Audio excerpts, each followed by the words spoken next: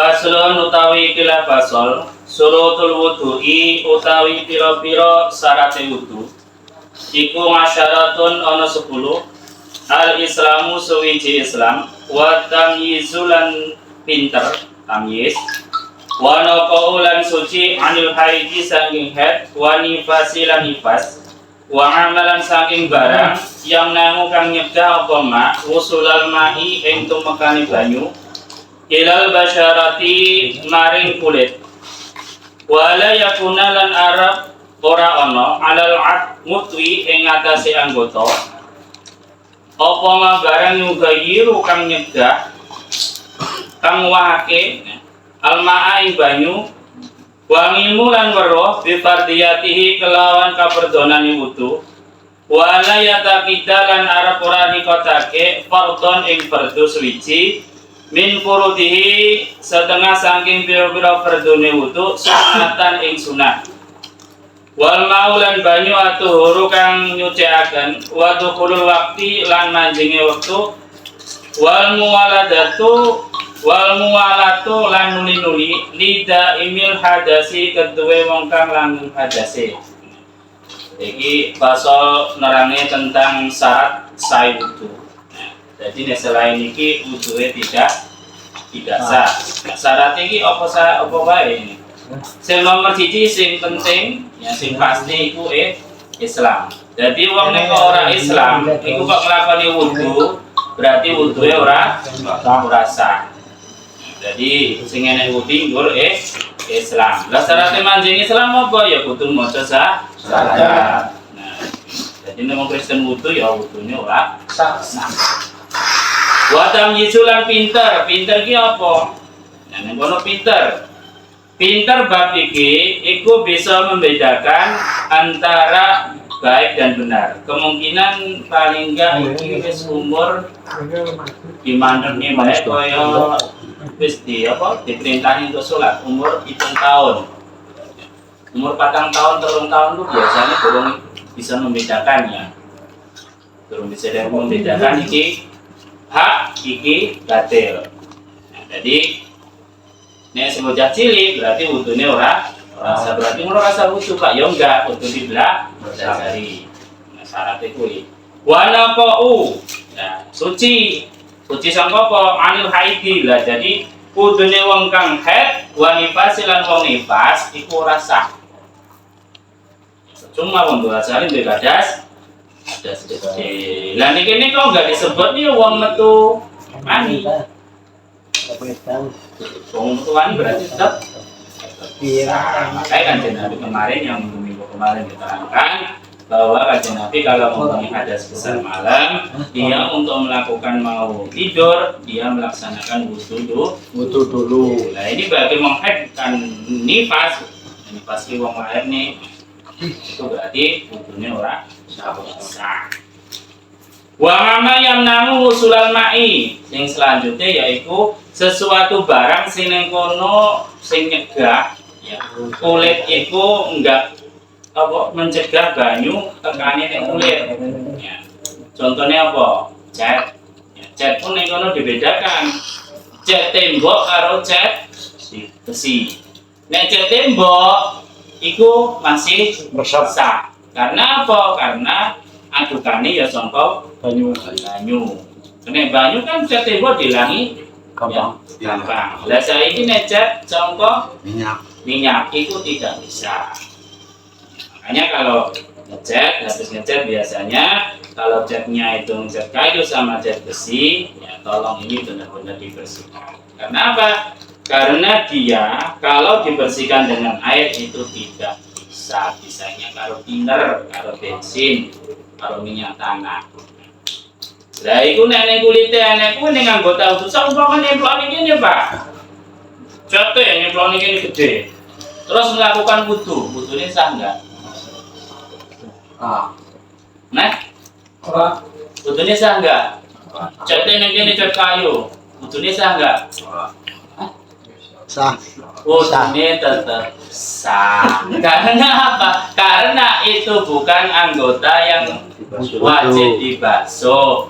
Anggota yang wajib dibasuh ialah kedua tangan, ya kan? terus kaki, terus muka. Jadi kalau kena cat ning kene berarti nek melakukan wudu berarti wudune tetap sah. Tetapi neneng kono mandi besar berarti mandi besar tidak sah. Karena apa mandi besar ialah di situ yang harus disiram atau dibasuh seluruh anggota tubuh. Hati-hati. Siram cat. Cat itu kudu dihilangi. Makanya tato. Nah, pulpen itu bisa dihilangi. Manusia bisa ya. Manusia silver. Tato yang mana? Tato, iya enggak sah berarti dong tato kan nak sholat salah terus apa? Ya menurut syariat tidak sah. Tapi kita sebagai orang ahli sunnah wal jamaah itu jangan sampai menghina. Ya. Kita kalau melihat orang seperti itu kita lihat secara tauhid aja. Nah, karena apa?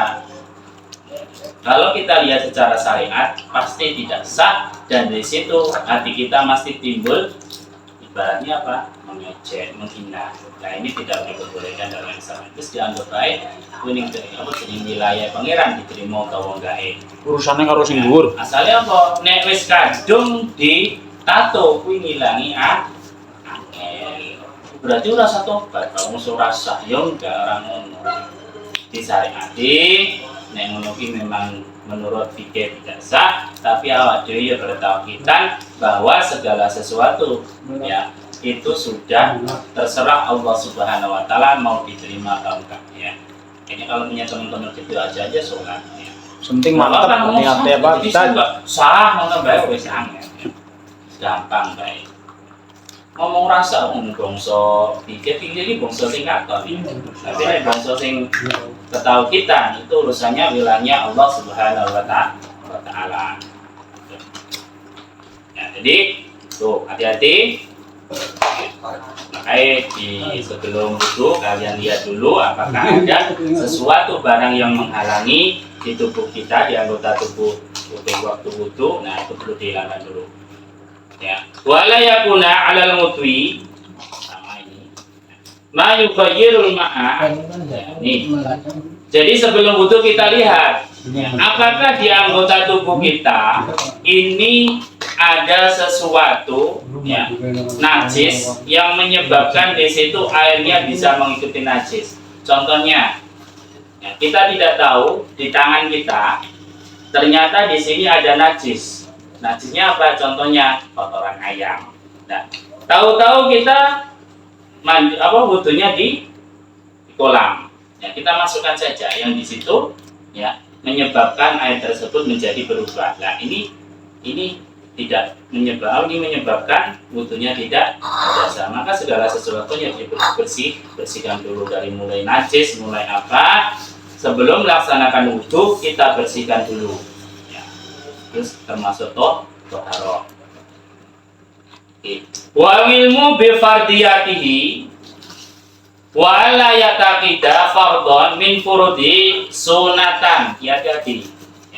Kemarin sudah saya jelaskan fardunya wudu itu apa saja. Fardu wudu ada piro?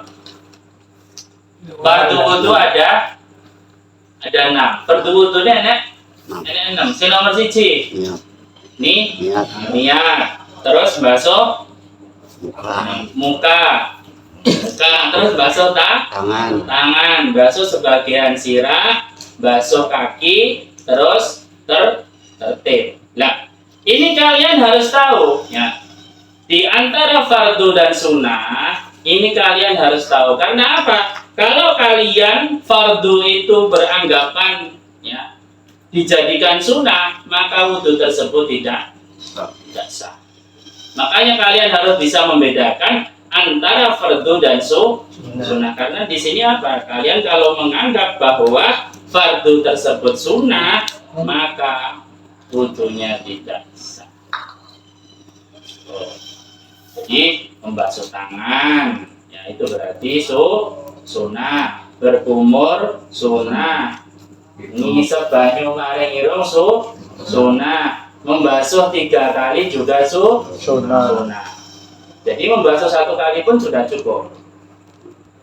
Loh, ini tentang syarat-syarat ya. Wal ma'u at-tuhuru, dan air yang suci. Ya, selanjutnya syaratnya ialah airnya harus suci. Jangan sampai air tersebut sudah terkena najis. Ya, kenapa? Kalau sudah terkena najis berarti air tersebut tidak bisa untuk bersuci. Contohnya yang diterangkan di kitab Fathul Qorib itu banyak.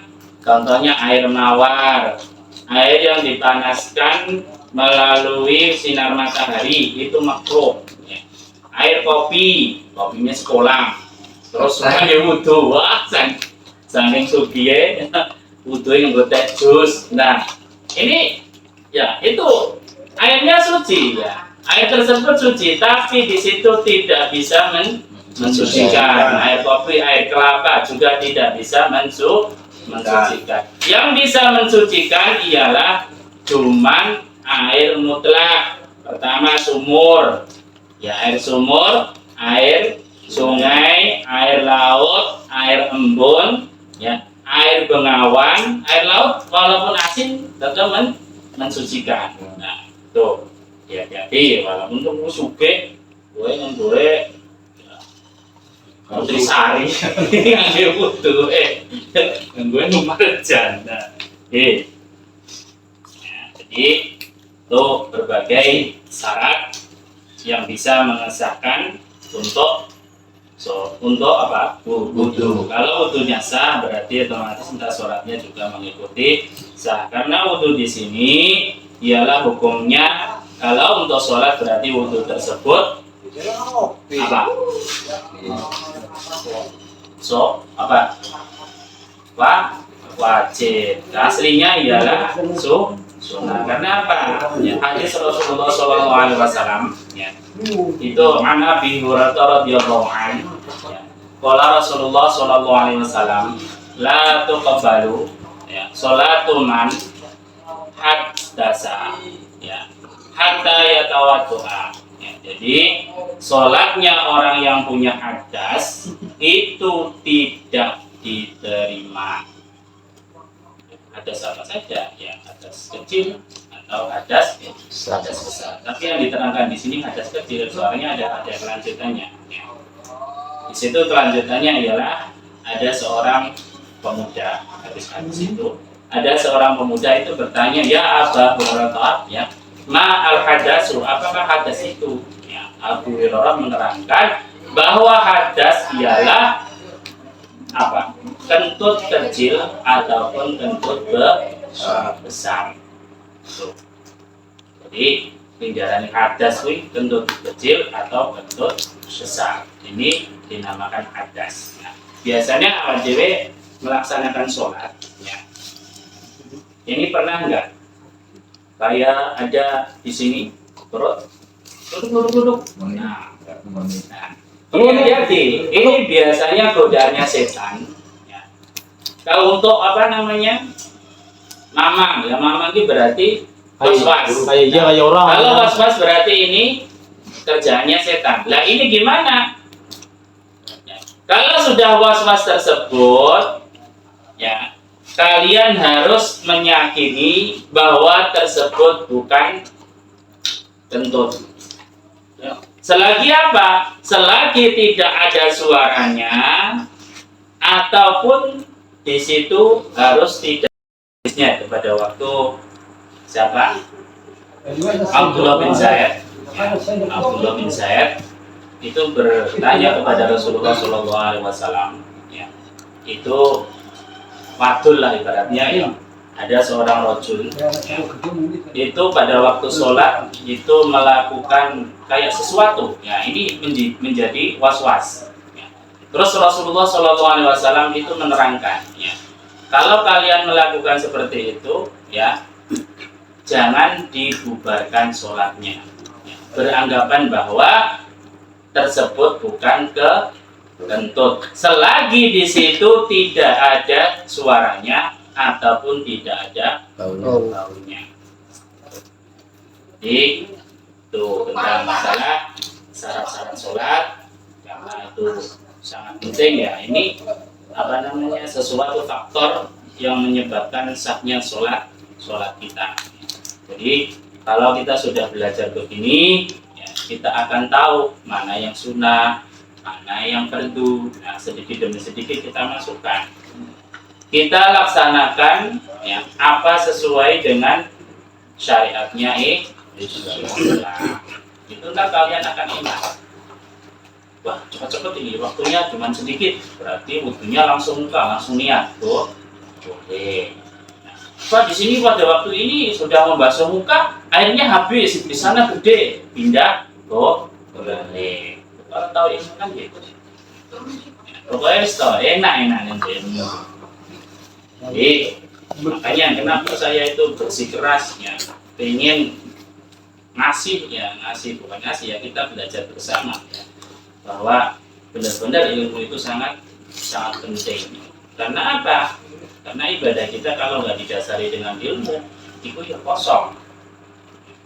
Karena kosong, diterima atau enggak ya tetap diterima ya. Itu dari pangeran ya. Masalah sholat itu berarti sholat ini enggak, saya enggak ngono. Ya. Karena apa? Ya sholat ini fardhatun ala kulli muslimin. Jadi boleh ilmu itu wajib nih setiap wong Islam. Jadi ada kenaikan kewajiban ya. Dan sampai kapan? Ya dari dalam kandungan sampai adewe mati terus boleh ilmu. Karena apa? Karena bodoh ya maksiat. Bodoh ya maksiat. Makanya bisa-bisanya adewe cakar boleh ilmu. Yang boleh duit rasa dipelajari sih Bisa dewek udah. bisa dewek wong bodoh kaya apa duit iki mesti oleh ngerti Orang bisa maca ngerti duit. ya. Aku duwe batur ya, aku duwe batur ning kono, wah jan bodoh memang ya, nggak ngerti apa, tapi setiap hari lo bisa ngasih duit 1.000, kadang 150. Ngitung bisa ya. Ngitung bisa, tapi kerjaannya apa? Kerjaannya bersih-bersih, nyaputi sugar yang ke rumahan. Ini lo wong bodoh. Tapi boleh duit di pinter. Kadang wong pinter boleh duit. Angel. Kakean pilihan ya. Kakean pilihan, udah kakean hitung-hitung. Wong ini lah. Tapi wong bodoh pokoknya anak kerjaan wis tenagaku mangkat oleh duit. Pinter ya. Nah, pinter kadang mikirnya jak bayarannya nyung pinter mas dewi ini semeneh jadi orang belum. Kadang hitung-hitungan ya. Aku pinter kok. Oleh duit semene mau jadi malah orang. Oh, jadi ini masalah duit, masalah rezeki itu merasa dipelajari wis bisa. Dan yang masalah ibadah itu beda. Masalah ibadah ikuti ilmu ini biar kualitas ibadah kita itu menjadi bagus, ojo ecek boleh duit ya tetap sing rajin. Marani orang dunia. Jangan sampai yang kita sudah ngaji sudah ini pandangan kita sama dengan kopsu. orang apa? Orang perampok. Ya, perampok itu penting. Mas Boy. Ya. Mas Boy, duit itu kan penting. Ya, makanya kalau kita punya uang kita arahkan ke sesuatu yang sesuai dengan syariat Islam. Para sahabat ireng nih. Ya. Caranya Abu Bakar Siddiq itu sugih, akeh wong sugih. Para sahabat itu sugih-sugih kabeh. Tapi dia ditasarufkan untuk kemaslahatan agama. Wong nakal ya akeh. Ya, wong nakal zaman sahabat ya akeh. Ya. Contohnya Sayyidina Umar. Sayyidina Umar ini didoakan oleh Kanjeng Nabi Muhammad SAW karena nakalnya. Ya, karena beringasnya, karena kuatnya, karena nakalnya, maka didoakan oleh apa? Nabi Muhammad SAW. Ya, Umar itu setiap hari kami makan kudu gelut dhisik lho, Kang. Gelut di pasar loh. Terus Rasulullah SAW, nah orang Islam itu harus punya yang seperti ini. Nah kalau orang Islam itu semuanya kayak Abu Bakar Siddiq, orangnya kalem, orangnya ini, ya Jadi Islamnya ecek-ecek ya. Dinyak bae ya. Setiap dihina nggih monggo wae ya. Tampak raine lisan. Makanya ya, setiap golongan di situ ada suatu harus ada orang yang keras. Keras menegakkan dalam kebenaran. Nah, ini wong kalem kabeh ya rada Malah ituk-ituk kan kuwi. Baik, Nabi Muhammad SAW itu mendoakan Umar ya supaya masuk Islam. Tuh, yang kalem siapa ya? Abu Bakar Siddiq gitu, orangnya kalem, ya, orangnya bersahaja. Dari itu kita sedikit demi sedikit ya kita cari ilmu, terus pas nengin di baik salah satu guru saya moco nengin di terserah membaca sendiri atau di kitabnya yang terjemahan. Hati-hati, kadang terjemahan itu meleset itu apa? Nggak sesuai dengan tulisan aslinya, yang kadang menjerumuskan kita. Makanya kalau ingin cari ilmu itu juga harus ada gurunya. Sekali kalian salah melangkah hanya terjemahan, ya otomatis kita juga salah melangkah. Nenek gurune enak. Masalah ini kudu enek guru. Ya nek wong pinter ngomongnya pirang-pirang mahasiswa kok akeh. Ngomong akeh. Dari moco kita terjemahan ya akeh. Tapi kualitasnya itu kadang-kadang kalau nggak bisa gramatika Arab itu berbahaya. Kemana nyampe apa jenis tafsirnya Al-Quran. Makanya hati-hati kalau yang dua anak yang mondok ini kan yang pengen mondok dikurangnya saya mengguno masa sanate asalnya ini terbun keluarga saya mengguno pondok-pondok itu sehingga enggak ngendusak sana pokoknya di duit akeh terus saya gurune ngetekne yayasan Gurune undangan ya. Kayak minggu ini asik tiga itu ya dilihat dulu ya itu kayak bau-bau ini kayak apa bau-bau hati itu hati-hati ya. Kayak ini sing katon bersama ki kayak bener Pun karo kene jaga satru Gimana? iya Pak Jaga satru. empek terus jaga satru. terus nanti mana sih Waringin. Nah wih bener-bener bersama masih contoh Ciwaringin kok kompak kan berbagai. kembali masih ada sanate nih konokannya. Beda kan? Pemane nih kono sanate masih Al-Qur'ane teko Kanjeng Nabi. Bahwa wis ngaji ning kono ngaji Qur'an itu dikai sanat. Sanate berarti tulisan. Guru iki ngaji itu. Sampai Rasulullah sallallahu alaihi wasallam. Ini baik. Masih watu gumblik kayak ini apa mau kompak, Mbak? Ini sih. Paling atuh. Cipali ta? Bakal. Enggak sing ana sini ditakoni enggak. Pak, mau Pak? Lolan apa? Oh yang biasa nih rasa pipen ya. Butsar kayak buyu kayak gede kayak dikit. Anyang-anyangan. Iya. Banyak tracus mari win. Ya udah rasa kayak orang lagi pasar kayak iya. Jadi jenenge aja. Itu mamang. Iya. Nek mamang ya pokoknya nek mamang Terus sampean napa? yakin bahwa nek kono bukan pipis. Wis to. Walaupun sebenarnya pipis tapi wis aja ngomong aja pipis. Oh iya. Sebenarnya ngatine. Asalnya apa? Penggridune setan Iki satu kelas orang terus genti. Penggridune setan ki apa jenenge akeh. Dan apa maneh nek nembe belajar ya. Nek nembe belajar iki biasanya mamangnya tambah akeh. Mendingan ora usah ngerti, ora nek mamange. Pokoknya saya pasti mantep, tapi mau salah mau benar. Tapi yang nembe belajar, oh ini ternyata sah atau enggak ya? Urung pas ngono ya. Ini yang nembe belajar, ini kemamangannya penggiri Indonesia setan akeh. Lah ngono ki nek apa sih nek dituruti ya. Contohnya mana? Kayak sholat, ya. Allahu Akbar.